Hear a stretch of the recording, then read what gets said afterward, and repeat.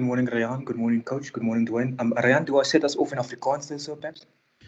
Percy, if you can, if you want to, yes. Thank you so much, Ryan. Ek sê vir baie dankie. Goeiedag sê meneer die afrigter. Jacques, kan ek hier vinnig vra? 'n paar weke van nou, 'n paar maande van nou af het julle gepraat van 'n wêreldbeker, dan kry mens 'n Britse en Ierse leeustoer.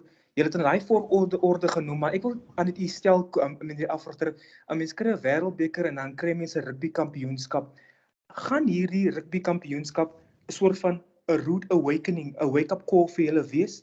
Of gaan dit 'n toets van karakter vir Jacques Nienaber wees wat sy eerste rugby kampioenskap gaan doen en vir jou groep spelers meneer?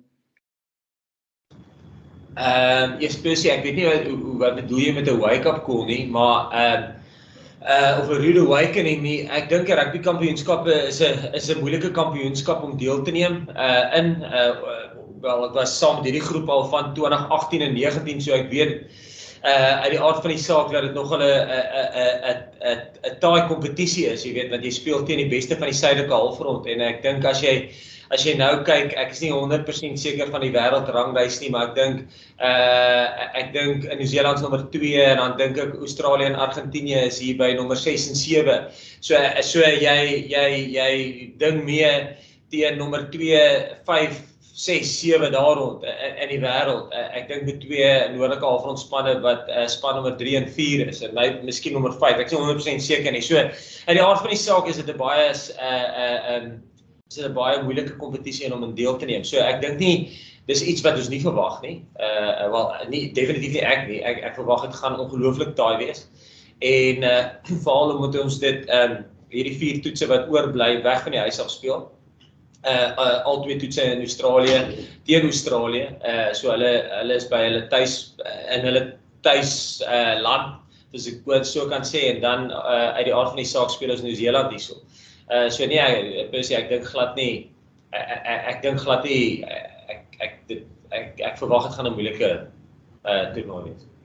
Dankie, Percy. Ek dink net for the benefit of our international audience, Percy, that we will leave the remaining of your Afrikaans questions, if there are any, for the end of the press conference. Thank you. Right, we say good evening outside to Ken Boland. Evening, Ryan. Thanks very much. Evening, Jacques and Dwayne. Jacques, obviously you really come through Georgia, British and Irish Lions, Argentina. You've now got Australia. What are you expecting from them? Do you think these next 2 test matches are going to be a very different strategic task for you guys? Ken, yes. Yes, I think it's going to be different. I think if you look at Australia and New Zealand, I think their style of play, there's a lot of similarities in the way they play. It's a lot more open, fast, quick, continuity type of style, trying or chasing big ball in play. Very similar, I think, what we saw against from the British and Irish Lions when they played against our franchise teams, keeping it alive, running it, but also they quality sides with quality coaching. So I think if it's on, they'll play it. Doesn't matter where it's on the field. But if it's not on and they've got slow ball, they would play percentages. So I think that's going to be the lovely test of those 4 test matches, is that it will be proper test matches in the sense that if they want to open it up, they'll open it up. But if it's not on to play, they will play a territory game. Sorry, Ryan, if I can just follow up on that. Jacques, do you feel it's any sort of disadvantage that in all previous rugby championships, the players have come from Super Rugby and have been accustomed to that style, whereas now we're going into Rugby Championship, no Super Rugby, haven't played against those players from Australia and New Zealand? Yeah, we haven't played against them. So in that perspective, I think it will be, I won't say it will be new, but you haven't been exposed to the individual player. But I think Super Rugby is different than Test match rugby. And we saw it, you know. If I think back at last when there was Super Rugby and the Rugby Championship was 2019, Jaguares Crusaders played in the final of the Super Rugby. I think not one of our teams got to a semi-final. The Bulls got to a quarterfinal, you know. And that was the best one of our franchises did. But we still went on to win a Rugby Championship. So I don't think Rugby Championship and Super Rugby Test match rugby is different than Super Rugby. So yes, I agree with you. We haven't played against a Whitelock and against Hooper and some of the individual players. We haven't seen them and their skill sets, you know. But from a team perspective, I think Test match rugby is different than Super Rugby. Thank you, Jacques and Ken. Right. Next up is Mark Gleeson of Reuters. Thank you very much. Evening, gentlemen. I wanted to ask you first, Coach, if you can just explain a little bit about the quarantine aspect. What are you allowed to do? Can you have proper contact training sessions? Are you just isolated? You're not isolated from each other. You're just isolated as a collective. And then, if I may, Rayan, also ask Dwayne just your frustrations at missing out of the Lions series, and I presume your delight to be back in the camp, but more specifically, watching from the sidelines, missing out on the Lions series. You want to go? So let me, the question was, okay, regarding quarantine. Okay, so how quarantine works is, yes, we are quarantined with Argentina in this facility, which is an awesome facility, and we can walk around and be outside of our rooms. But we, like for instance, we can't go to the swimming pool. You can walk in the open air, so you're not confined just to your room. But there's no luxury, if I can put it like that, like swimming pools, recovery. We can't go and recover in the swimming pools and stuff like that. And nobody is allowed to enter our red zone, if I can put it like that. Not even the hotel staff. So we clean our own rooms. Not that that's the thing. I just want to explain that. Listen, nobody is allowed within our red zone. It's only Argentina players, management, and staff, and South African player management and staff that's allowed to be in the red zone. And then now we get our meals. There's what they call an orange zone. So the meals are prepared and then put into a room. And then they announce over a PA system that the orange area is now open for the players and the staff for the two teams. And then we just go down and we dish up ourselves. And then there's two eating halls, if I can put it like that, eating room for, or a dining room for Argentina and a dining room for South Africa, where we can sit around tables and eat. And then we're allowed to, there's a gym on the premises, which we share with Argentina, and then there's one rugby field which we also share with Argentina. So in terms of, we can go and gym and we can go and train, but we have to work together around meal times, because obviously the hotel can't serve us a meal when we want it, and Argentina a meal when they want it. It has to be served as a collective, where we almost eat at the same time. And then obviously the gym, we have to work closely with Argentina in terms of what time do they want to gym versus what time do we want to gym. So, and I must say, yes, they've been phenomenal to be within a red zone. I mean, I think from both sides are trying to make it work, you know. So there's a lot of compromising from both sides, I would say, and it's open and honest, the conversation in terms of, listen, we would like to have the gym that time. Are you guys willing to move a little bit later? So yeah, we've got a program set out between us and Argentina. Big discussions before we actually, while we were still in Port Elizabeth or Kuberga or what. So there was big discussions to set up a program, a weekly program. But now with the hotel also being the third party that has to be pleased. There's a small little adjustments in the program. Yeah, that's pretty much how lockdown works. But training session, we can have full contact training. We can train as per normal. It's just we don't have a normal flow, if I can put it like that. We have our training sessions, but it's not. But there might be a little bit of compromising in terms of meeting times or meetings having to change, or the length or the duration of the gap between our morning sessions and our afternoon sessions. That has to alter. Yeah. Mark, I think. Sorry, Rowan. I just need to answer my question. So yeah. Obviously, yeah, it's a tough one missing out on the Lions. It was obviously the one last bucket list tick that I really wanted to be part of. But obviously, I was part of the squad and was lucky enough to be next to the field with the players when they played the last game.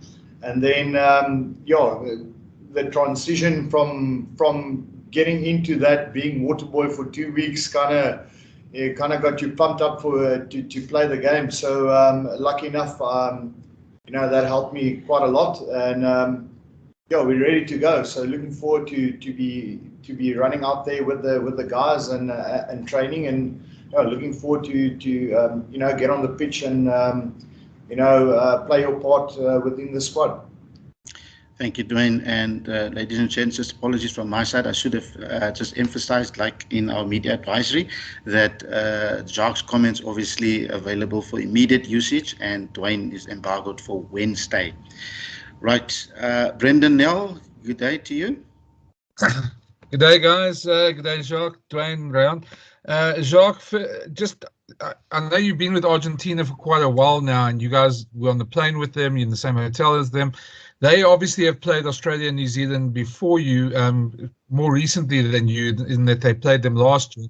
Has there been any discussions there on anything that they've picked up, or are you planning to at any stage with them? And then secondly, is there almost a feeling of maybe familiarity, because we've been in, since COVID started, you guys have had very little international rugby, and it's almost back to what you were used to before COVID in this, other than the quarantine, of course, but in terms of the opposition and studying them and the places you guys are. Thanks. Yes, Brendan, no, there haven't been discussions between us or even suggestion that there would be discussions like that. I think their analysis and our analysis, each team does their own analysis and have their own plan and know what we're looking at and what we want to look at.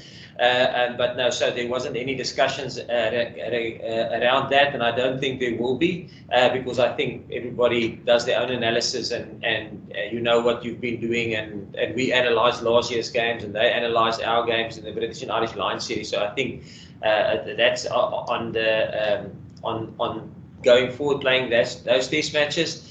Then the other question, sorry, Brendan. About the familiarity of playing New Zealand again, and what before COVID you were used to. Yeah, no, listen, it's always nice to test yourself against Australia, New Zealand, and Argentina.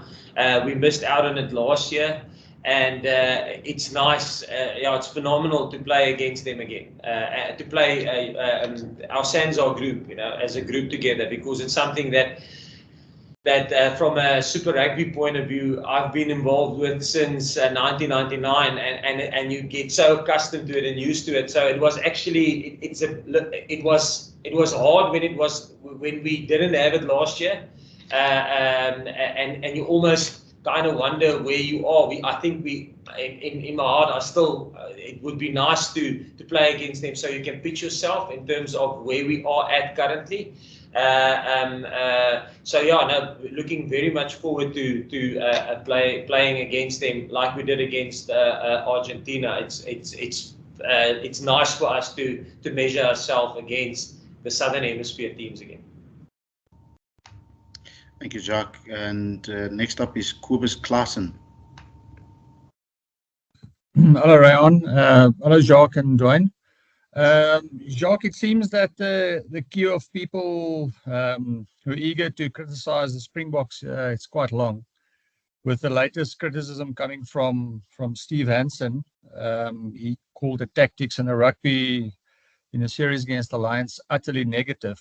Are you getting tired of comments like these? Yes, to be honest, I didn't see the comment. It's currently with everything that happened with us and the quarantine stuff and that, I promise you, and us doing our review and having our goal for this week and what we have to produce as a team, I didn't see Steve's comments. But for me, on playing styles, like I said it in the past, I think each team has his own squad, has his own skill set, and each team or squad will have its own unique athletic ability and DNA, you know, and they will play towards what strengthens their DNA. And I think that's the beauty of rugby. You know, there's different styles and different ways to win test matches and to win matches, and obviously you play to what you see in front of you, and then you have to adapt with that. And I think in 2019, I don't want to go back to that continuously, but 2019 in the quarterfinal, we played I would say one of the most exciting, most attacking-minded teams in Japan. Then in the semi-final, we had to adapt and change our way of play to play against Wales, who was pretty much, it was this massive arm wrestle. And then obviously we played England, who's probably a good blend between the two, you know, between Japan and Wales. So who's got a good kicking game, good defense system, put you under pressure on various ways. Not that the others don't do it, but like I say, each team has got his own DNA, and I think your ability to adapt to that, and also then your ability to play to your strength of your DNA, that's pretty much what I think every team in the world is currently doing. Thank you, Jacques. And we'll go over now to Liam Hegney. Hi folks, how are you doing? A question for Dwayne, if possible. How are you, Dwayne? Just with regard to you touched on it earlier about missing out on the Lions series, and that was a big thing for you. I'm just wondering mentally how massive a challenge was that for 4 or 5 weeks just to get over the injury and get yourself back in the squad while all this was going on outside of that. And just secondly, Cheslin Colby signed for Toulon last week, your former club. Can you just give me an insight into how massive a move that is for Cheslin to move to Toulon? How big a deal is it?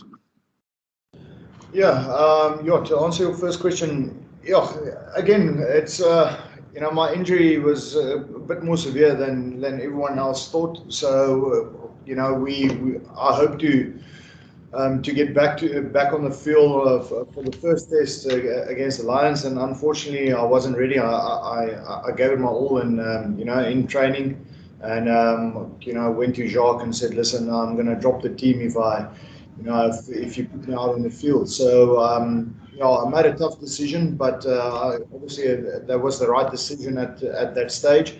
And make sure I heal up completely and be ready and fit for the following games. And obviously it's difficult sitting on the sidelines, but again, I'll bring it up again by running water on the touchline. You can get into the coach's head, and you can be that extra voice for the coaches onto the field, and you can obviously give some pointers to the guys on the field where to play, what to do, and what we're seeing from the outside. So it was a nice way or introduction into coming back into the squad, and obviously now I'm ready to go. And then your second question with Cheslin, obviously Toulon it's a fantastic club. It's got a rich history, but obviously Toulouse has got the same type of history. There's a lot of history in both clubs.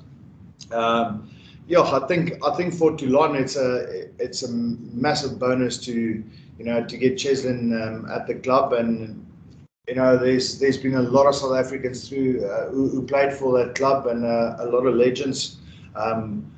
who played for the club. So it's it's a nice mix for them. Obviously, it's a little bit different to what Toulouse play. They've got a nice running offload style of rugby where Toulon is maybe a little bit different. And I think the add-on with Cheslin might bring some extra spark in the backline, and you see them playing maybe a different style of rugby. But I think it's a great asset to have. Thanks, Wayne. Thank you, Liam. From one Liam in the UK to another Liam in Johannesburg. Liam Delcam, good evening. Good afternoon, guys. Well, good afternoon good morning still from Johannesburg. My question is for Dwayne. You mentioned a bucket list earlier, and I was just wondering whether on that bucket list, if you revise it and if you would have something like maybe a second World Cup winners medal as potentially an addition to your bucket list. Well, I'm here, aren't I? So, obviously, you'll keep on pushing as long as you can till till you can't keep up anymore. I think that's the biggest thing. I've spoken to Jacques before, and I said, listen, I'll try and give my best, and obviously play my part in the squad. And if he sees that that I'm not pulling my weight or I'm slacking in a way, and I can't keep up with the pace of the game or certain things, then obviously they need to have a sit down with you and speak to you about it and say, listen, maybe your time has come and gone. So obviously now I'm still pushing and trying my best to run out there, play alongside my teammates, and obviously try to represent your country as best you can. So looking forward to the next couple of challenges that lies ahead. And if that pushes you to another World Cup, then so be it. I'm looking forward to that. Thanks, Dwayne. Next up is Dylan Jack. Thanks, Ryan. Good evening to the gentlemen in Australia. Hi, Jacques. Hi, Dwayne. Just a couple of questions for Dwayne, if I can, please. Firstly, just on your role, just on the sidelines and in training, your coach has pointed to it how big a role you played in terms of analysis. How much did that really keep you upbeat through your recovery from your ankle injury? And then also just a word on Jasper Wiese as well. Obviously, he's been very, very effective at number 8 in your absence. How do you think he's got on while you've been on the sidelines? Yeah, I think you can definitely play a role not being on the field, and I think I love the mauling in our game and in the way we play. So I think with Coach Dion Davids doing the lineouts with Lewitt and Eben and Franco and them, I've learned a lot throughout the years in mauling, and I love it. And so I try to spend as much time with some of the guys, and also introduce one or two new things to the guys on mauling and things that we can do, and to help the guys, to help improve the way we do our mauling. So that really kept me busy, and with all the analysis, the videos and things like that, to hopefully help the guys with some small technical stuff. And then I think your second question was, sorry. Sorry, yeah, Dwayne. It was just on Jasper Wiese and how effective he's been at number 8. Yeah. Yes. Obviously Jasper. I think I only played one game against him when he still played for the Free State Cheetahs, and he had a massive presence on the field, and then went abroad to go play for Leicester. So had a fantastic season at Leicester, and obviously really happy for him to get the call up to the box and get an opportunity to play, and he's really been playing well. So very happy for him. It's nice to have someone like him, filling your boots. He really stepped up and put up his hand, and looking forward to work with him, work alongside him, and hopefully we can we can share some tricks and I can give him some tips on some of the things. But fantastic guy and a really hard worker, and looking forward to see how he grows throughout his career. Thanks, Dwayne. Kobus and Ken, I see your hands are still up. Are those for fresh questions before we finish off with Percy? Hi, Rayan. No, sorry, it's just from previous. Okay, Ken? I have a fresh one, please, Rayan. For Dwayne.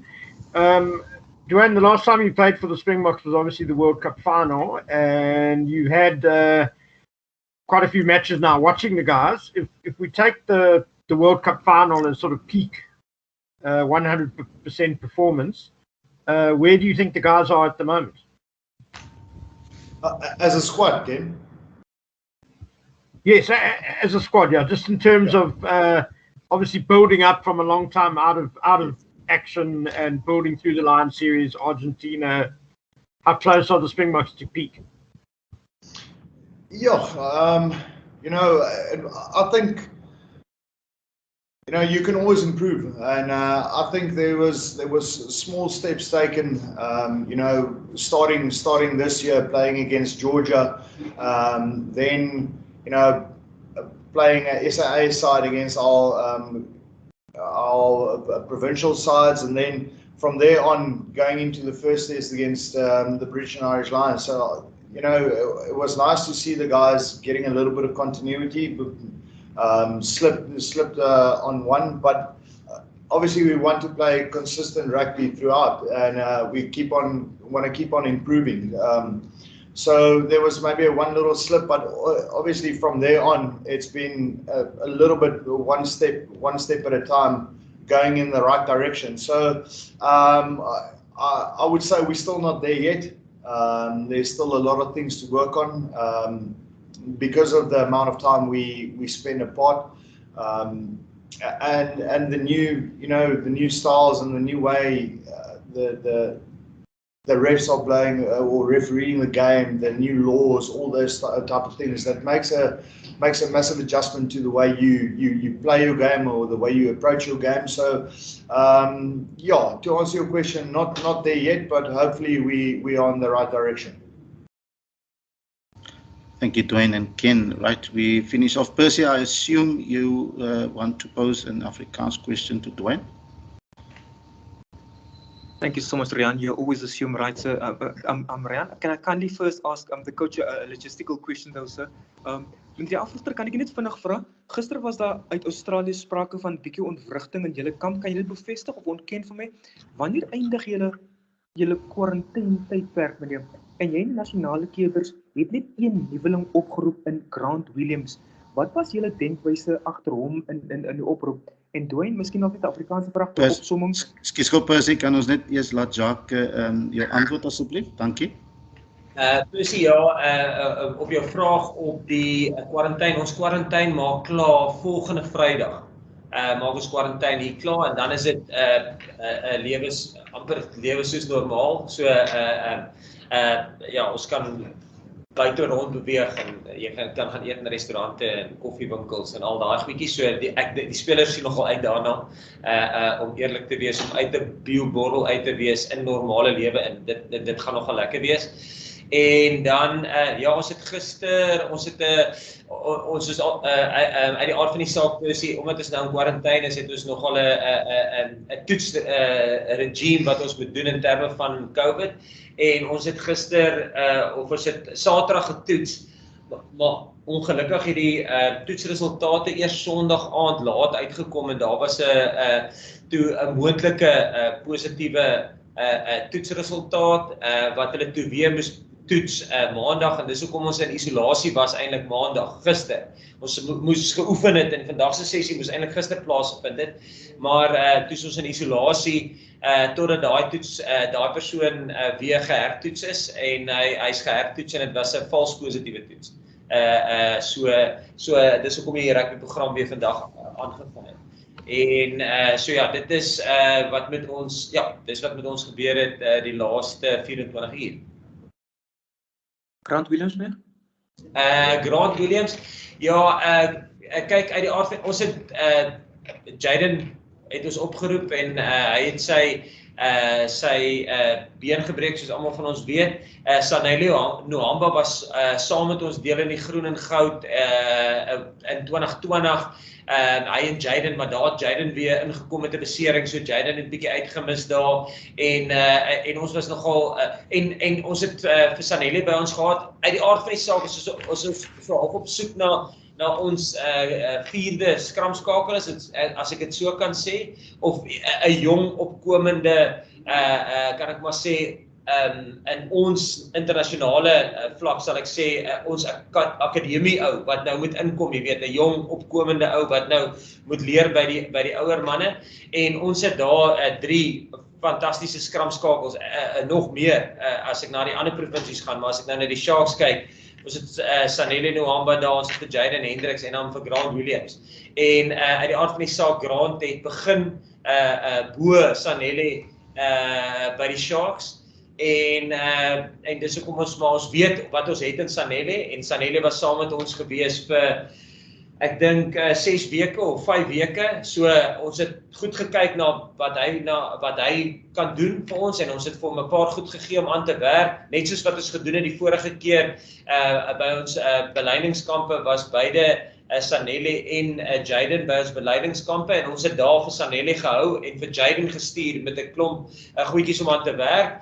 En ons was baie tevrede met wat ons gesien het in die wedstryde wat hy gespeel het, en toe ons hom in ons groep ingetrek het, hy het regtig die goedjies waarna hy moes werk het uit ter harte geneem, en jy kan sien hy en sy afrigters by die Sharks het hard daaraan gewerk, en ons het dieselfde gedoen met Sanele. So hy is by die Sharks. Ek het so 1 of 2 wedstryde van hom gesien waar hy nou opgekom het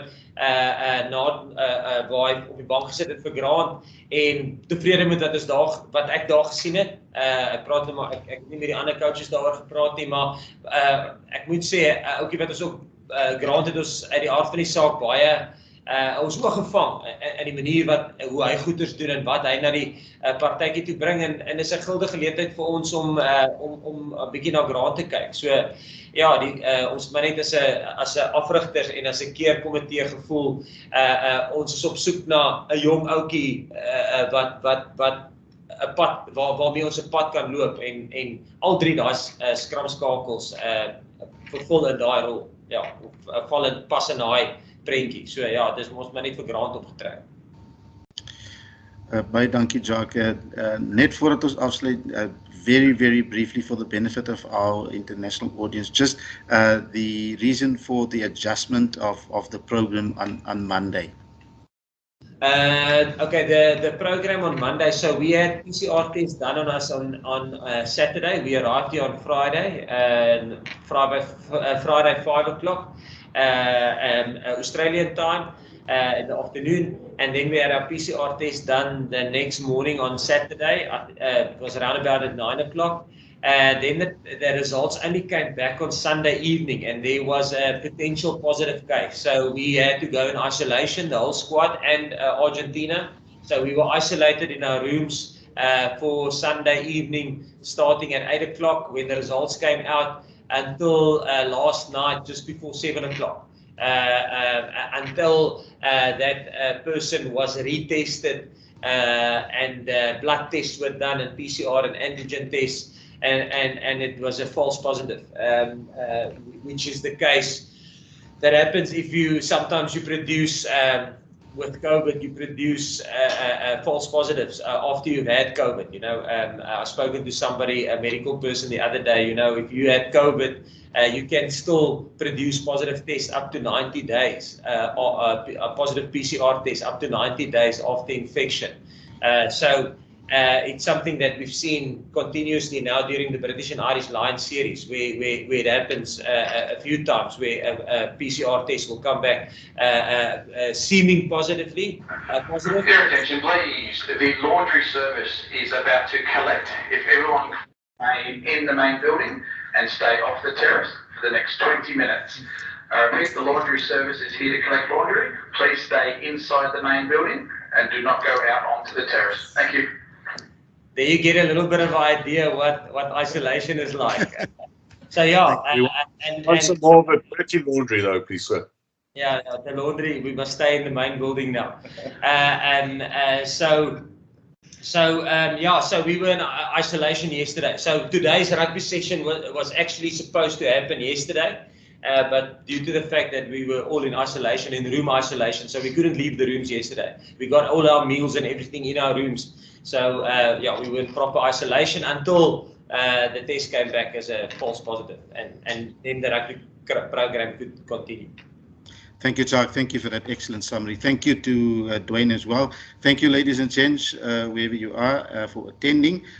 We will be in touch regarding our next media engagement. Thank you very much, and goodbye from Australia.